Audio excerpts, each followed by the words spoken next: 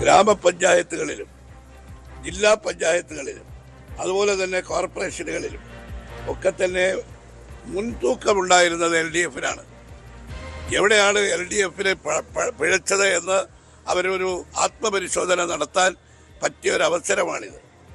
ശബരിമല പ്രശ്നത്തിൽ ജനങ്ങൾ ശക്തമായി പ്രതികരിച്ചു എന്നുള്ളതാണ് ഈ റിസൾട്ട് തെളിയിക്കുന്നത്.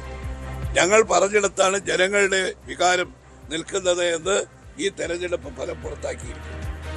മുഖ്യമന്ത്രി നടത്തിയ വളരെ വില കുറഞ്ഞ പ്രതികരണങ്ങൾ അത് LDF-ന് തിരിച്ചടിയായിട്ട് വന്നു.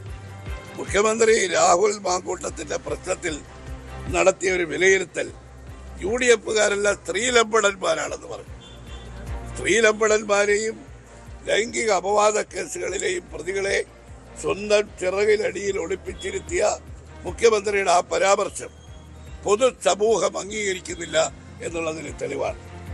ഇത് UDF-നെ സംബന്ധിച്ചിടത്തോളം വലിയ ആത്മവിശ്വാസം ഉണ്ടാക്കിയിട്ടുണ്ട്. പക്ഷേ അതിന് കടന്ന ആത്മവിശ്വാസം UDF-കാർ ഒരിക്കലും പ്രകടിപ്പിക്കുകയില്ല എന്നാണ് എൻ്റെ വിശ്വാസം.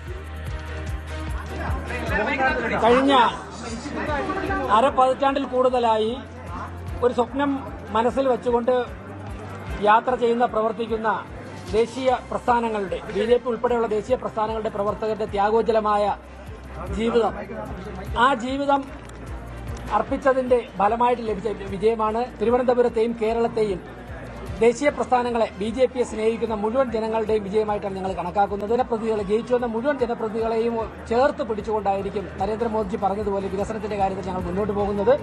തീർച്ചയായിട്ടും എല്ലാവരോടും വിനയപുരസരം നന്ദി അർപ്പിക്കുന്നു. ഞങ്ങൾ വിജയം ഭൂരിപക്ഷം ഞങ്ങൾക്ക് ലഭിക്കുന്തോറും ഞങ്ങൾക്ക് ജനങ്ങളോടുള്ള പ്രതിബദ്ധതയും വിനയവും കൂടുകയാണ്. ഞങ്ങൾ കഠിനാധ്വാനം ചെയ്യും ജനങ്ങൾക്ക് വേണ്ടി. അതോടൊപ്പം തന്നെ ഞാൻ മുഴുവൻ മാധ്യമ പ്രവർത്തകർക്കും സത്യസന്ധമായി BJP കഴിഞ്ഞ 10 വർഷം പ്രതിപക്ഷമായി പ്രവർത്തിച്ച, കഴിഞ്ഞ 5 വർഷം വളരെ വലിയ പോരാട്ടമായിരുന്നു ഞങ്ങൾ നടത്തിയത്. രാവും പകലും ഞങ്ങൾ സത്യസന്ധമായി അഴിമതിക്കെതിരെ ജനങ്ങൾക്ക് വേണ്ടി ഞങ്ങൾ പോരാട്ടം നടത്തിയിട്ടുണ്ട്. ആ പോരാട്ടം ജനങ്ങളുടെ ഇടയിൽ എത്തിക്കാൻ വേണ്ടി ഞങ്ങളോട് സഹകരിച്ച എല്ലാ മാധ്യമപ്രവർത്തകർക്കും ജനങ്ങൾക്ക് ഞങ്ങൾ ഒരിക്കൽ കൂടി നന്ദി അർപ്പിക്കുകയാണ്. തിരുവനന്തപുരത്തെ സാധാരണക്കാരായ മുഴുവൻ ജനങ്ങൾക്ക് ഞങ്ങൾ നൽകിയ എല്ലാ വാഗ്ദാനവും പാലിക്കും. കേവല ഭൂരിപക്ഷത്തോട് അടുക്കുകയാണ്. 50 കഴിഞ്ഞു, 50 അടുക്കുന്നു. അതെ, വളരെ സന്തോഷം നൽകുന്ന കാര്യമാണ്. ജനങ്ങൾ അഴിമതിക്കാരെ, ജനങ്ങളുടെ പണം വീട്ടുകാരൊക്കെ കട്ടെടുത്തുന്നവരെയൊക്കെ ഒരു നിമിഷം പോലും അധികാരത്തിൽ ഇരുത്തുവാൻ വേണ്ടി ജനങ്ങൾ തയ്യാറില്ല. മറ്റൊരു കാര്യം കൂടെ ഉണ്ട്. ഇനിയിപ്പോൾ 4 മാസം കഴിയുമ്പോൾ നിയമസഭാ തെരഞ്ഞെടുപ്പാണ്. ഞങ്ങൾ നേരത്തെ തന്നെ പറഞ്ഞു, പശ്ചിമ ബംഗാളിൽ ഏത് തരത്തിലാണോ CPM-നുണ്ടായ തിരിച്ചടി, ആ തിരിച്ചടി കേരളത്തിൽ ഉണ്ടാകുന്നതിന്റെ ഒരു തുടക്കമാണ് ഇത്. തീർച്ചയായിട്ടും ഞങ്ങൾ അങ്ങേയറ്റം തന്നെ വിനയപുരസരം ഈ വിധിയെ സ്വീകരിക്കുക.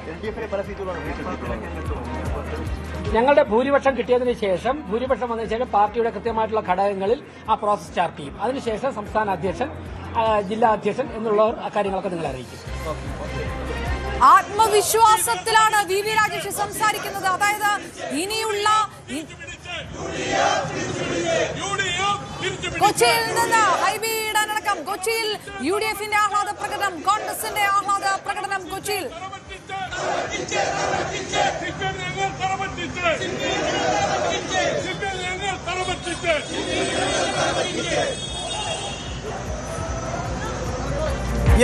കൊച്ചി ഇതാ തിരിച്ചു പിടിച്ചതിന്റെ വലിയ അർദ്ധ സെഞ്ചുറിയിലേക്ക് പോയിരിക്കുന്നു. തിരുവനന്തപുരം കോർപ്പറേഷൻ അർദ്ധ സെഞ്ചുറി ചരിത്രം പിറക്കുകയാണ്. അതാണോ VV രാജേഷിന്റെ ആത്മവിശ്വാസം എന്നതാണ് അറിയേണ്ടത്.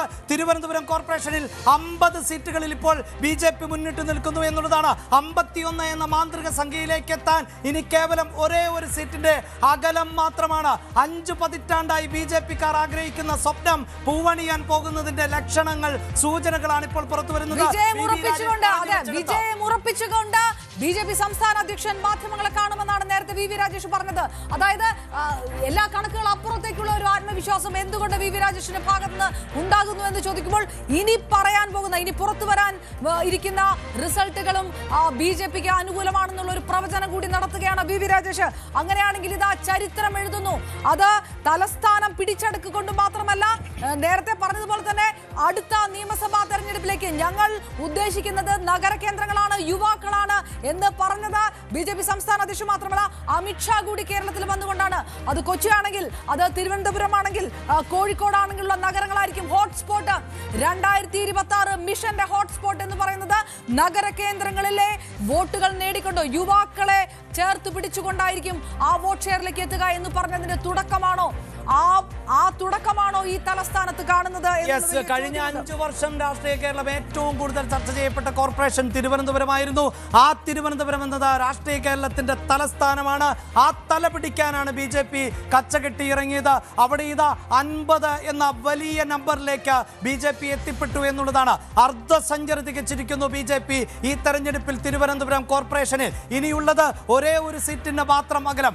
ആ അകലം കൂടി മറികടക്കാനായാൽ BJP കേരളത്തിന്റെ ചരിത്രത്തിൽ ആദ്യമായി തിരുവനന്തപുരം കോർപ്പറേഷനിൽ അധികാരത്തിലേറാൻ പോകുന്നു എന്നുള്ളതാണ്. 5 പതിറ്റാണ്ടിലേറെയായി ഞങ്ങളുടെ പ്രവർത്തകരുടെ സ്വപ്നം, ആ സ്വപ്നമാണ് പൂവണിയാൻ പോകുന്നത് എന്നതായിരുന്നു VV രാജേഷിന്റെ പ്രതികരണമായി അല്പസമയം മുമ്പ് വന്നത്. ആ സ്വപ്നം പൂവണിയുമോ എന്നതാണ് കോഴിക്കോട് വീണ്ടും ഉറപ്പിച്ചു. കോഴിക്കോട് എന്ന് പറയാനും ഇടതുപക്ഷത്തിന് കഴിയാത്ത സാഹചര്യം. 28 എന്ന രീതിയിൽ ബാക്കി ഉണ്ടായിരുന്നതൊന്ന് കോഴിക്കോടായിരുന്നു.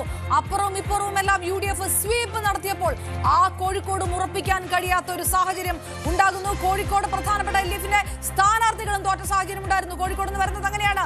28 എന്നുള്ള സ്ഥിതിയിൽ അവിടെ NDA അങ്ങനെ തലസ്ഥാനത്ത് BJP ഒരിക്കൽ കൂടി പിടിമുറുക്കുമ്പോൾ കോഴിക്കോട് ഇഞ്ചോടിഞ്ചെങ്കിൽ തലസ്ഥാനത്ത് താമര വിരിയുമോ എന്നതാണ് ഇപ്പോൾ എല്ലാവരും ഉറ്റുനോക്കുന്നത്. അതിന്റെ സാധ്യതകൾക്ക് തൊട്ടടുത്ത് നിൽക്കുന്നു BJP എന്നുള്ളതാണ്. ഒരേ ഒരു സീറ്റ്, ഒരു പക്ഷേ